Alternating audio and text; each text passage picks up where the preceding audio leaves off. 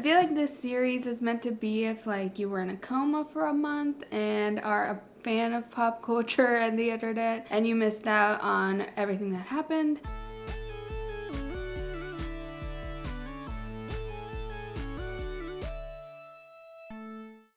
Hello and welcome back to the Miscellaneous channel where we do miscellaneous things. I'm Zeleny. I generally cover pop culture, internet trends, and other miscellaneous things on this channel, so subscribe if that's your vibe. It's that time of the month again where I am telling you everything that happened in August of 2021, pop culture and internet culture wise. Every month is just so packed, like it feels like time flies, but like so much happens in a month, so let me just get into it. I feel like in my past months I've been like kind of thorough with covering each thing, but I think I'm gonna make them a little more like quick because August is just so packed and I feel like the fall is gearing up to be super intense, so I'm just kind of like gonna tell you what you missed, and if you like what you hear or want to hear more about a story, then you can go and look up all the many articles and YouTube videos about it that are deep dives. It's kind of like your headlines for the month. So let's just get right into it. This is what happened in August of 2021. Let's begin as usual with pop culture news. And like I always mention, this is heavily biased towards my algorithm and interests. I do try to mention mainstream things at least quickly. All our feeds are incredibly different, so I might not get something that was really obvious to someone with a different feed. Rihanna, favorite pop star turned beauty and lingerie mogul. She became a billionaire in August, which it brought about a very mixed and confused reaction online. It was a lot of like, yes, girl boss, go. Rihanna, you did it, you know, a celebration of it. And then there was also people criticizing it, saying like all billionaires are bad kind of sentiments, and then people attacking those critics, and everyone just kind of got into a confused fight about it. I do feel like it is a nuanced and confusing thing. I mean, you do want to be happy for her, but also like billionaires shouldn't exist, so it's kind of like I think people could not handle the mental gymnastics of all that, and it caused a lot of like weird conflict online. Another pop culture, more of a like mystery, I guess, I don't know, but Kylie Jenner is suspected to be pregnant for the second time with Travis Scott's baby. I'm confused whether it's fully confirmed or not, but I think it's pretty like, it's a very probable theory at this point that she is pregnant with her second child. And then finally in August, there was like this big whole thing, this whole conversation about bathing and rich white celebrities talking about finding bathing unnecessary, and just like it just kind of happened. I feel like that several celebrities talked about this, so it felt like really weird and random, and like it's a trend. Jake Gyllenhaal came out and said it's good for his skincare. Mila Kunis and Ashton Kutcher said they don't bathe that often and they don't bathe their kids that often. Joe Keery came out, the guy from Stranger Things who's like the cool Steve. It was kind of buried in an interview where Joe Keery sort of mentioned that in passing, and I saw this tweet from Keon, who's one of my favorite commentators on Twitter and TikTok. He was saying like, if this interview had been released at any other time, no one would have cared about this line because it was like buried in there, but because it was like a trend and everyone was like roasting these celebrities, then they dragged him into it too. Also, The Rock, who loves to insert himself and say he doesn't do what the controversial thing is.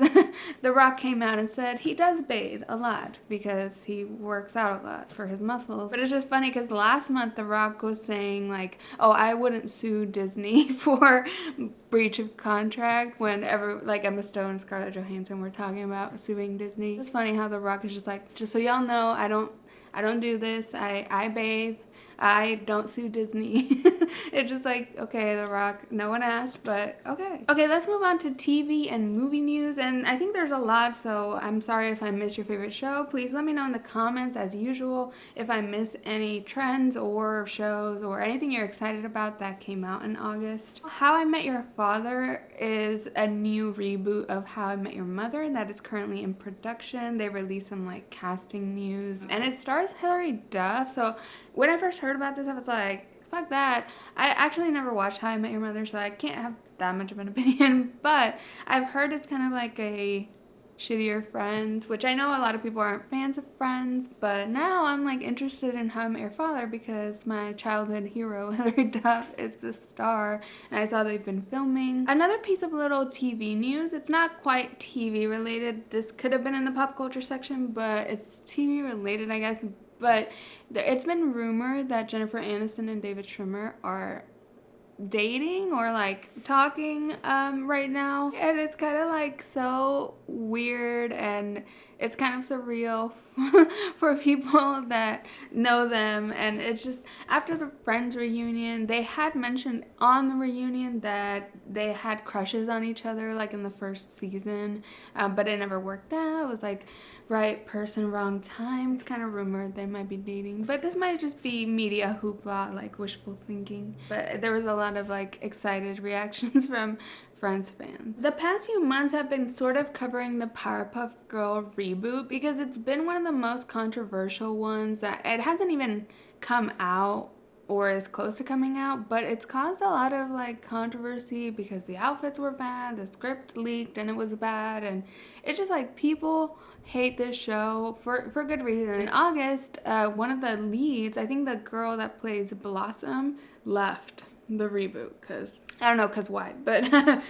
she left, and so it just seems like this reboot is straight up cursed and maybe shouldn't happen because it's one problem after the next and everyone already hates it. Like that's a tough place to begin. People are already not on your side. Other reboot news, Avatar: The Last Airbender, the live action series that Netflix is producing, announced its cast, and so far they're starting off on the right foot. I think a lot of people aren't super excited for this reboot because the lead creators of the animated series left the reboot in sort of like a sad breakup dramatic way. There were some rumors that it was because Netflix was trying to make it more adult and more like Riverdale, and the creators weren't down for all that. I think that turned out to all be fake news and just rumors, so I don't know quite what the reason was, but the fans are kind of like skeptical about it. They're not as mad as with the Powerpuff Girl reboot, but they're like one wrong move and the fans will flip. I think the casting news was helpful because all of the cast they announced for the main kids and the show were Asian. That was a big thing. People were afraid that Netflix was gonna whitewash the show a lot, so they got off sort of on the right foot, but that's just one part and we'll see how the rest of this plays out because the fans are just, I think they're ready to pounce at any mistake Netflix makes on this reboot. So I think the biggest show that had buzz in August was a show called The White Lotus on HBO Max about rich people at a resort in Hawaii. It's kind of like a drama with like really suspenseful music, but like kind of sort of ridiculous things happening. It had so much hype and buzz. I was like, okay, fine, I'll watch it. And the creator is Mike White, who I'm a big fan of. He wrote School of Rock and he was on a season of Survivor. He played the game in such a funny way. Like he was just kind of like happy to be there and just like it's hard to describe, but if you're a Survivor fan, he's on the David versus Goliath season. I really recommend that season as a standalone. Like you don't have to watch the early ones. It's just like a good standalone season without like returning all-star players or anything. Like I'm a big fan of him and his personality. I think he's really funny, but the show, I didn't love it, honestly. I know, unpopular opinion. It was such a slow burn, and I know that's trendy right now. It was just like suspenseful music to like regular things happening to me. Like nothing seemed that crazy to me. It just felt like regular things and a creepy soundtrack over it, and I was just like, when is something gonna happen? Like I thought it was building up to something really crazy happening, which at the very end, yeah, sure, but everything else, like, okay. I think it's described as a comedy satire, a dark comedy satire, and I was just like, where are the jokes, you know? Like, it was just not enough satire for me. I'm not into the drama, so I guess it's not really my taste either. I'm also starting 9 Perfect Strangers, which is a very similar-ish vibe. It's a show on Hulu with Nicole Kidman, but it has like very similar vibes, like rich people going to a resort type thing. I'm only an episode in or so, a couple episodes, but I'm already like, oh my god. Is this the same thing that where there's gonna be very little payoff? I don't know. So in August we also had a few like first looks at some big upcoming movies. I think the fall is like a big season for both TV and movies. Everyone went crazy for the Spider-Man Homecoming trailer. People love Spider-Man. People love Tom Holland. That came out, in case you're wondering. We also got our first look at Kristen Stewart in her Princess Diana movie called Spencer. She looks just like Diana, and people have high hopes. Spoilers for September, I guess. Not for the movie, just for the month of September. So far, I'm seeing Spencer be reviewed great. It premiered at the Venice Film Festival, and people are really raving about Kristen Stewart's performances. She's like a lead pick for the Oscars, so like already it's getting pretty positive acclaim. People are kind of excited to see her in this new role. I feel like no one's really seen her, especially not in the mainstream, as like a totally different role than what she's played. You know, she plays sort of like the masculine, tough girl type energy. So I think people are like excited. And then we also had a lot of promotion for the Cinderella movie that's coming out on Amazon Prime. And it stars Camila Cabello, Billy Porter, Idina Menzel, and James Corden. I'm not sure if James Corden is in the movie or he was just promoting it. Oh, I think he's the voice of one of the mice. I don't know, but the promotion has been like, they paid every drag queen, every beauty guru, everyone to like talk about it, tweet about it, everything. They did this flash mob that held up traffic in LA, and they got roasted on Twitter and social media for this because it was just so ridiculous. And like, unfortunately, people really don't like Camila Cabello. They don't like James Corden. But this flash mob was just so silly. First of all, flash mobs are so, 2013. It's just not the time. Like, society's collapsing. People don't like these people. So it just felt like silly and like in a bad way. Let's move on to music. So music has been popping. Like already in September, a lot has happened for music that I care about, but August had a lot going on as well. Some of these I'm just gonna say like singles that came out and had buzz on social media. I think Lizzo and Cardi B released a collaboration single called Rumors. This single had a lot of buzz on social media and also had a music video, and the music video had very much vibes of like the Hercules Greek goddesses, muses, they're called the muses, right? Very much that vibe, very luxurious, very like goddessy. So people really received that collaboration well. Casey Musgraves also released new music, a new single and music video, I believe. She has a new album coming out, I think called Star-Crossed, and I'm not sure if the single had the same name. I'm sorry, I don't remember. It had this very aesthetic music video, or maybe it was just a trailer. I think it was actually, oh crap, I'm so sorry. I'm not a Casey Musgraves stan, so I don't keep up with her releases. But there was a video, either it was a trailer for her like album movie, because she has like a movie coming out with her album that's coming out in the fall. I don't know. Okay, sorry. But Casey Musgraves released music. If you're a Casey Musgraves stan and haven't realized that you release new music, there it is. A big song that really rose to fame this month was Stay by Kid Laroi and Justin Bieber. It's been staying solid at the #1 spot on the Billboard Hot 100. It has a TikTok trend with it. I really like the song, to be honest. It reminds me so much of Blinding Lights that it's hard to ignore. Like, when the trend was becoming popular on TikTok, I was just like, oh my god, this sounds like Blinding Lights, or maybe like a remix of Blinding Lights. So it does feel a little bit like we copied the last year's #1 song to just get this year's #1 song. But it is kind of a bop, so they copied a good one. Ariana Grande did not release new music this month, I believe.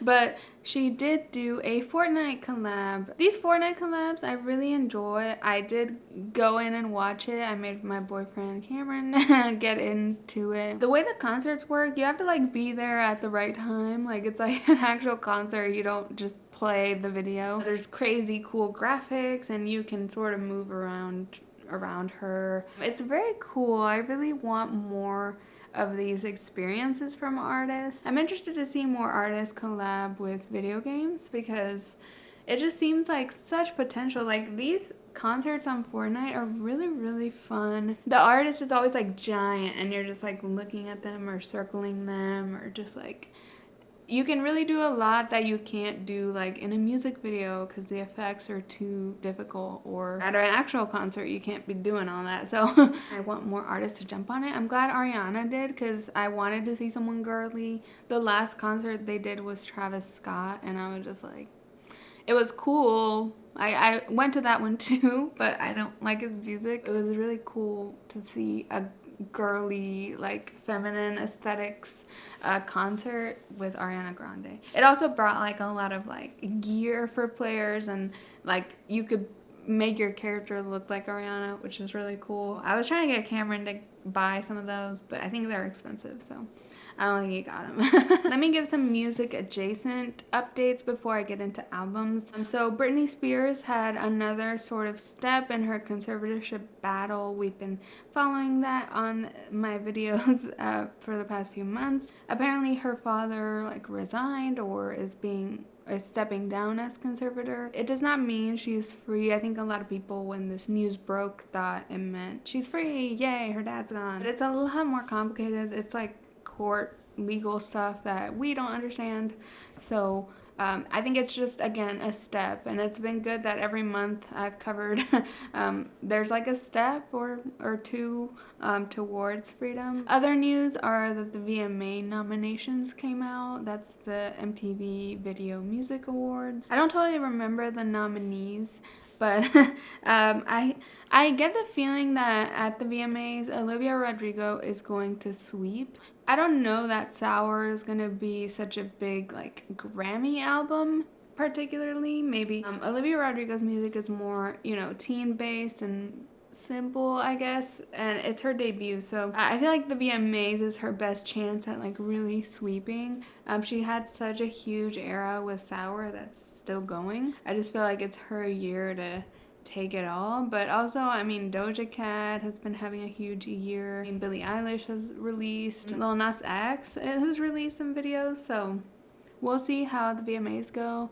Oh, I missed a single actually that came out, and it was a remix, so it doesn't, not a new single, but Butter by BTS. I talked about that single a couple months ago. Megan Thee Stallion actually recorded a remix, and she actually had some controversy because she had to fight with her label to release it. The label, I think, didn't want her to because, I don't know, it didn't fit her brand or something. I don't know if it was her plan or her idea to release to the media, to like tweet like, my label's not letting me release my Butter remix, because BTS is like knowingly the most rabid fans.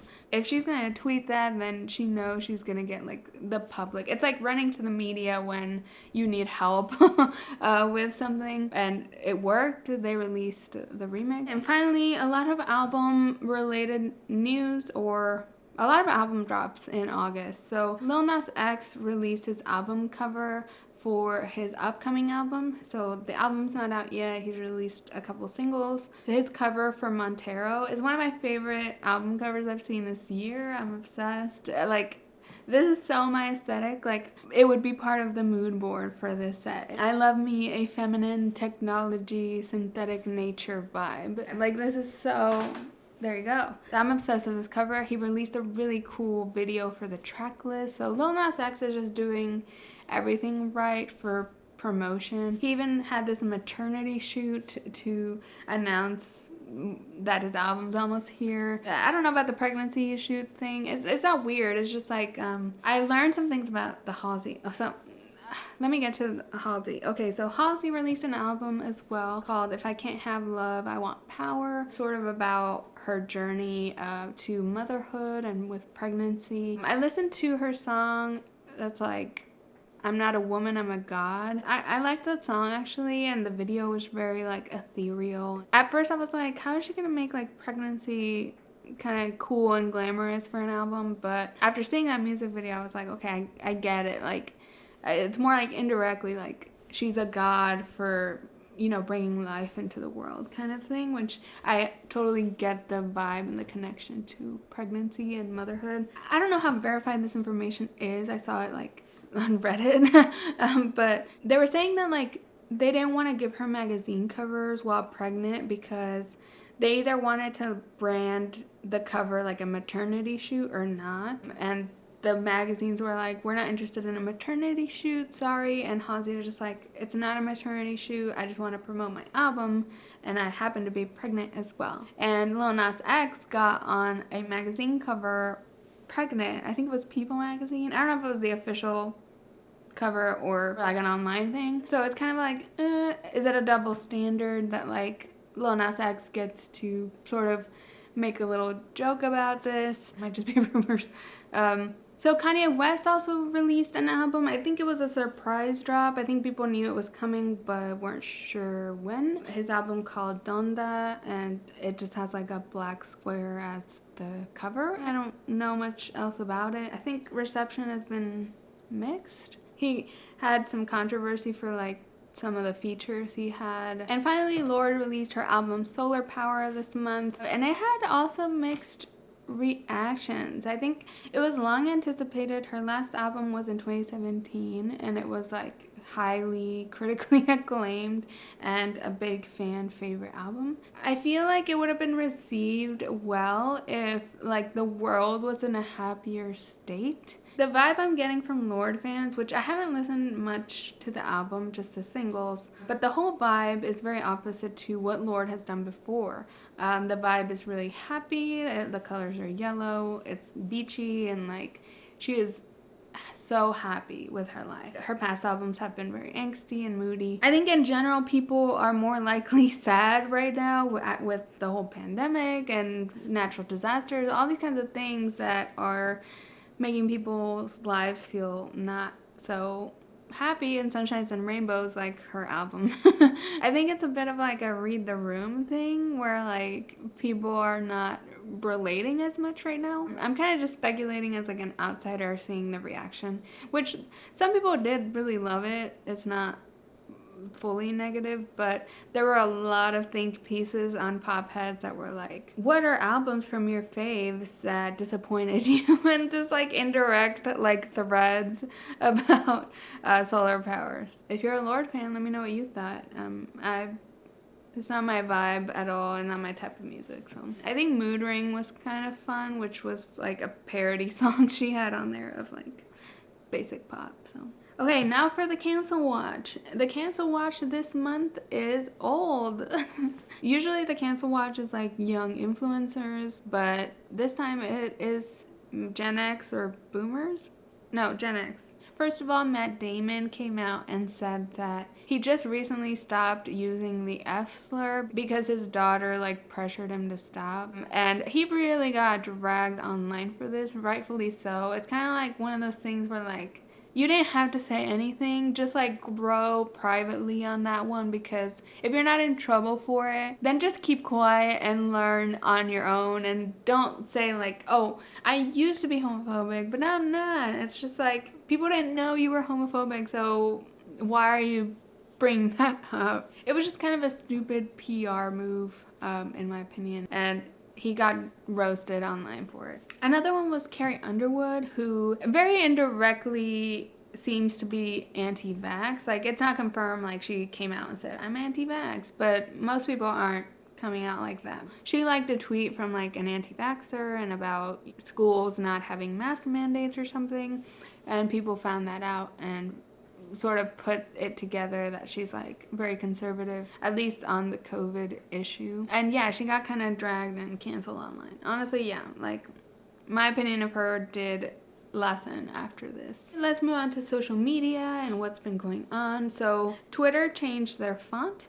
I At this point, I don't notice it at all. Like, it was earlier in the month. I don't remember what the other one looked like. It's not that drastic. It's just like they made their own font, I guess. Also, Yik Yak, which was a popular app when I was in college, came back. I didn't know it had left, I guess. It's basically like a location-based anonymous Reddit. So it's just anonymous chat based on your current location, and it gets very ugly and nasty. Like, people were making jokes because it was just like, this is crazy, like the world is crazy enough and Yik Yak decides to come back. Like, we don't need this, but also we need this, because at this point people are just embracing the chaos. It's just a funny piece of news that it came back. I haven't re-downloaded it yet, but I remember in college like browsing through it and just being like, oh my god, people are crazy and they're all around you. It's like the most terrifying app. Let me get into like the Twitter trends. I think mostly I noticed Twitter trends this month. I really don't have much for TikTok. I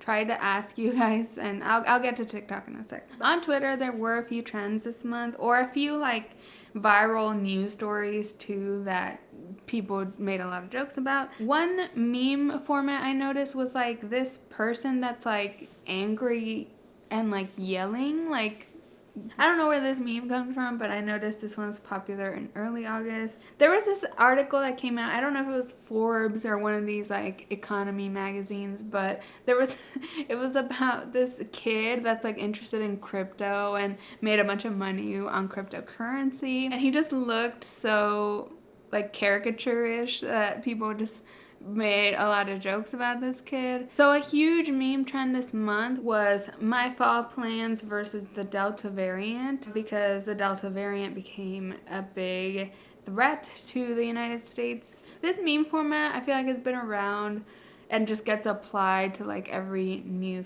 thing. Like, it seems like a recycled ass idea, but it was popular this month. A lot of the memes I saw were using famous movies or TV shows. Then we had a trend this month, like a participate type of trend, and it was kind of dangerous, so I don't think regular people were participating in it, but a lot of people who were trying it out. That was the milk crate trend, where people stack these milk crates and to try to get to the top. They stack them like a mountain, try to get to the top. It's very unstable and dangerous. I saw a lot of falling. This trend became really huge though. You had celebrities tweeting about it. You had people trying different variations. It even got gentrified. This was a big trend this month, and it was very terrifying to watch play out. Another little meme I noticed, it wasn't like super huge, but it was Channing Tatum and Zoe Kravitz, which I didn't know were dating, but I guess they are. He's like riding a bike and she's like on his back. I just noticed this meme sort of become like just kind of part of the meme lexicon. Not like spread everywhere, but it just became like a meme that people were using. Ooh, let me talk about OnlyFans. OnlyFans had a big controversy in August. OnlyFans is an app it's a lot like Patreon if you're familiar. It's an app where you pay a subscription for a content creator and get content in return that's behind a paywall basically. However, I think Patreon has rules against explicit content, and OnlyFans was like a Patreon that allowed any kind of explicit content. OnlyFans is popular for sex workers, for porn stars. This news broke that OnlyFans was going to ban explicit content on their platform, which it caused a huge ruckus because that's the main thing it's known for and it succeeds in. Lots of people have made good livings off of it. It felt like the stupidest decision. All the articles mentioned that it was to get certain investors. At some point they like fully backed out and were like, never mind, we're not going to ban that. I don't know. Yeah, it was kind of a stupid whole story, because the whole hoopla of everyone like being pissed and saying they're stupid, they just backed out anyway. I don't know. And now for TikTok, I only have one trend for TikTok, and I mentioned it earlier. It's that song Stay that sounds like Blinding Lights. This guy in particular takes a drone and like flies it around himself and like there's like a dance that goes to that song. A lot of people have like done it. He's done it in collaboration with some famous people, some famous brands, and people have tried it on their own. I saw like a Mario recreation. I saw Dr. Phil do it. This trend has gotten really, really big, and it's an easy one. It's an easy dance, so like it's easy for like anyone to do, but you need a drone, and that's the hard part. So I asked some of y'all on my Instagram, follow me on Instagram, if you want to participate in little polls. Not that y'all help very much on this one. I didn't get many responses. Someone mentioned dance moves that attract people and dance moves that keep people away. I have not seen this trend, so I don't know what that is. Someone mentioned the one with the shaking of the booty and the drone.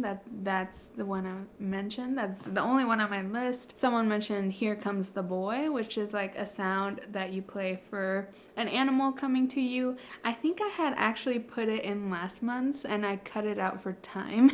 It's not necessarily August, but I still saw it in August. Yeah, so those are the TikTok trends. Not many like cohesive like August trend, like this is an August trend. That's all I have for my August 2021 trend report. Please let me know if I missed anything this past month in the comments below. I would love to hear about it and keep this as a little time capsule for this month. Please like this video and subscribe to my channel if you enjoyed. I put out new videos twice a week about pop culture, internet trends, and other miscellaneous things. And you can follow me at Miscellaneous on Instagram or Twitter to find out about new videos, or just turn on the bell notification here on YouTube. Thank you so much for watching, and I'll catch you in the next one. Bye.